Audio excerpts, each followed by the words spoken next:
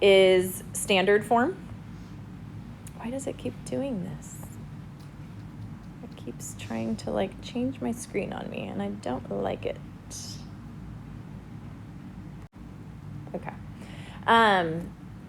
So slope-intercept form, right? Y equals mx plus b. Standard form looks a little bit different. I promise you've seen it because you're in Algebra 2 and you do absolutely do this in Algebra 1.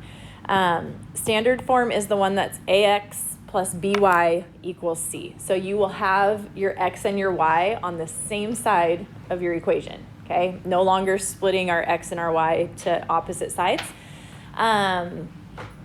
When we are doing standard form like this, you're going to end up multiplying each side of the equation by your least common denominator of all of your coefficients that you have. So sometimes there will be fractions there, and to get rid of those fractions, that's how we will move things around. So here's what I want you to see, okay? Right now, this y equals 3x minus 5 is in what form?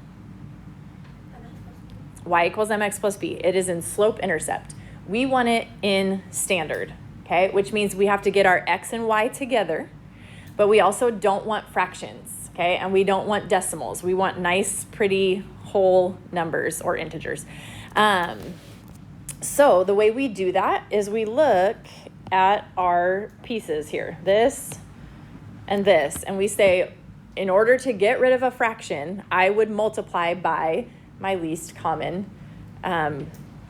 denominator for this setup. Okay, so right now my denominator is what? What's the one denominator you see here? Denominator, bottom number. It's the 4, right? So what we're going to do is we're going to multiply everything by 4, because if we multiply everything, it doesn't change the value, right? So we're going to say this side gets multiplied by 4, and this whole side gets multiplied by 4. If that whole side is being multiplied by 4, which property are we using? Distributive, right. So we're going to multiply this by 4, and we're going to multiply this by 4. So right now, it would be 4y equals, what is 3/4 times 4?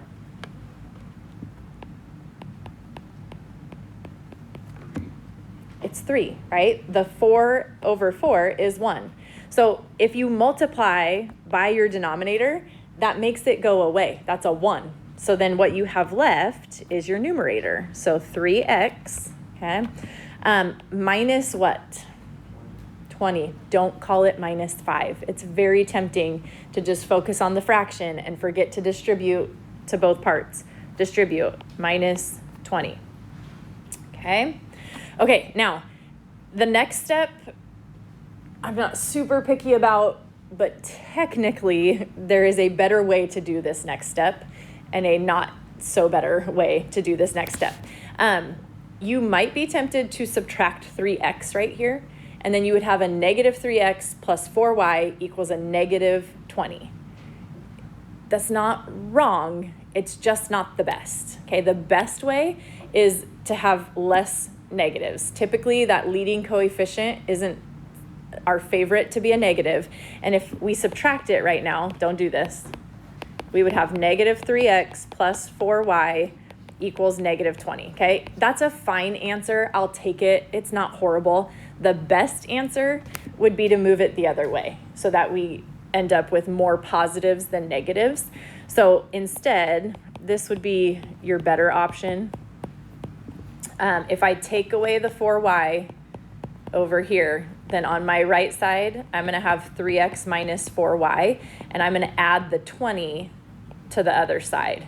So this, or if you like it better with the 3x minus 4y equals 20, that's fine too. I don't mark you wrong for this. It's fine if you do it that way. It's just, it's not the ideal, and it does eventually potentially cause a few issues, but it's better than nothing, right? So that's kind of the setup for that. Questions on that? Okay, so that's what we would do with fractions. You're going to multiply, find your denominator, the least common denominator that you have. So in this case, 4 is what we would multiply everything by. and move things around. How about decimals? What could I multiply these decimals by so I don't have decimals anymore?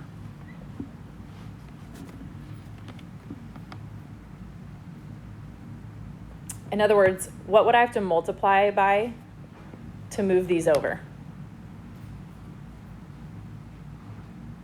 What? Someone said it. Who said it? Jefferson, come on. I know you know this.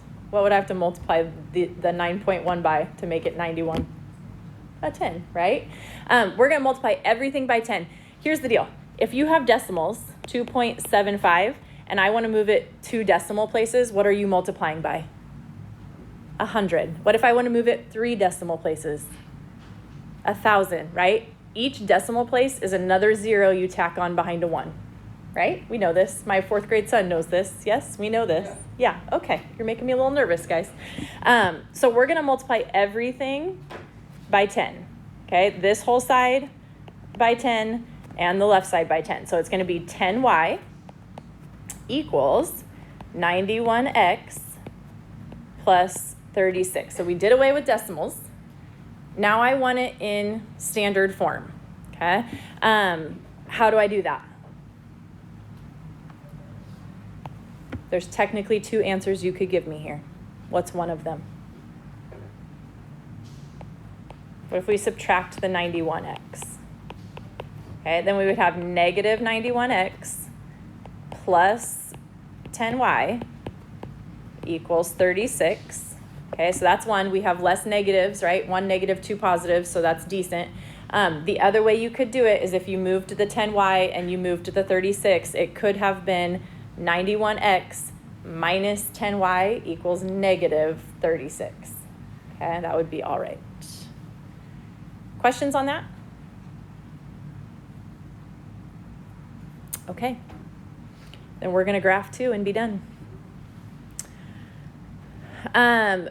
When you graph in standard form, you use intercepts, okay? That means an x-intercept and a y-intercept. So now it's going to hit on the x-axis and it's going to hit on the y-axis, and those are the only 2 points you need to plot, okay?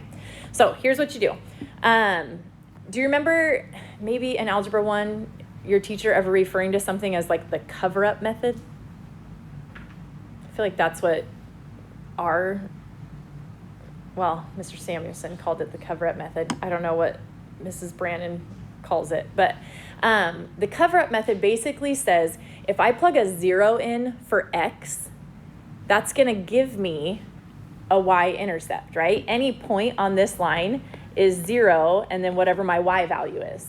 Any point on this line, my x-axis, is x, my y value will be 0, right? So what we're doing is we're essentially, for the cover-up method, saying, let's pretend this is a 0, right? That's going to leave me with 5y equals 15. So this just goes away. 3 times 0 is 0, which means to find my y-intercept, I just do 5y equals 15. I cover up the 3x, if you will, because it becomes 0, okay? So divide by 5, and that means my y is 3. So this is my y-intercept, which means I go up 3, 1, 2, 3, and plot that point.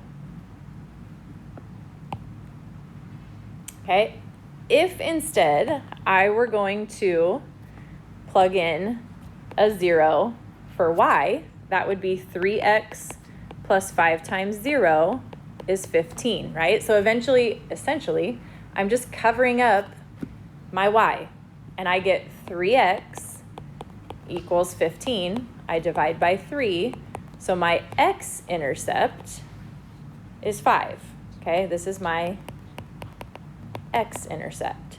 So on my x-axis, I just move 5 units, 1, 2, 3, 4, 5, and I plot that point. Now, if you have 2 points, can you make a line? Geometry, right? 2 points make a line.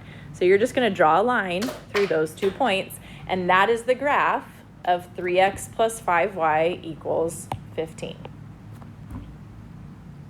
So you find your x-intercept, you find your y-intercept. Okay, so talk me through this one.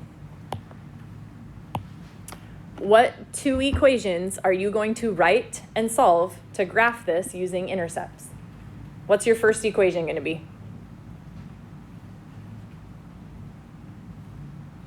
If we cover up our x or we cover up our y. Yeah, Sarah. You would plug in a 0 for x. Okay, so then your equation would be what?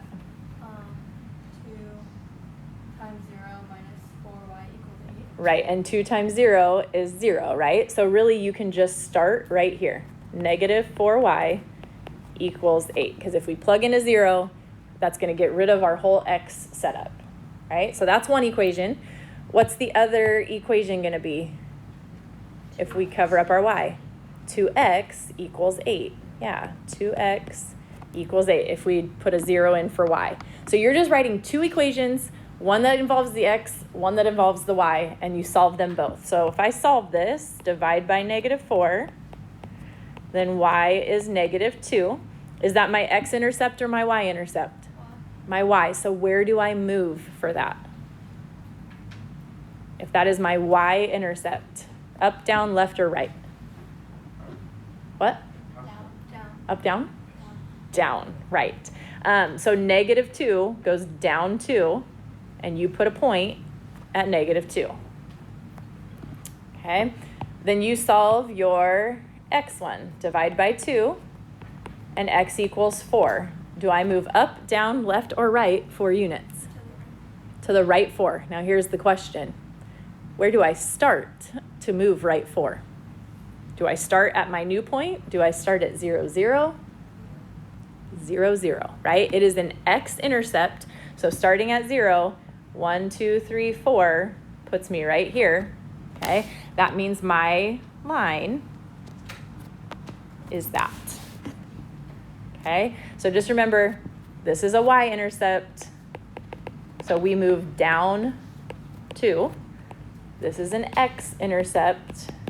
So we move right 4. And this is always from 0, 0, from the origin.